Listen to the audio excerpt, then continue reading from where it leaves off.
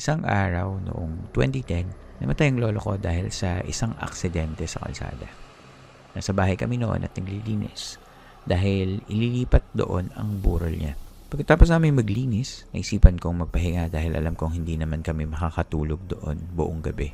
Habang nakahiga ako mag-isa sa second floor, bigla akong naramdaman na may umupong bigla sa paanan ko. Nakapikit po ako noon CM kasi nagpapaantok ako. Mga bandang 12:00 ng tanghali ito nangyari. Unti-unti kong naramdaman na parang palapit ng palapit kung sino man o ano man ang umupo sa panan ko. Nagulat na lang ako CM nang bigla akong maramdaman na may humawak sa dalawang kamay ko. Nakapikit pa rin ako noon pero parang naaninag ko ang wangis niya. Sinubukan niyang ilapit ang mukha niya sa mukha ko na para bang may masama siyang balak pero parang gusto niya akong gahatain.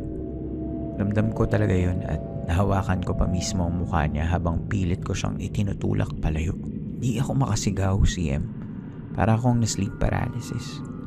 Pero sigurado akong hindi siya tao.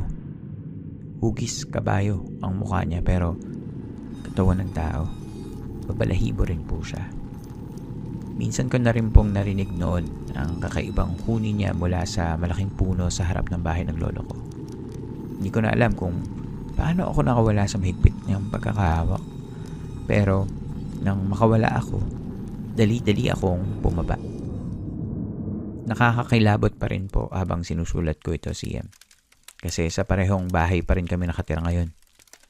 Wala na po ang malaking puno, pero paminsan-minsan may mga kakaibang tunog pa rin kaming naririnig sa second floor.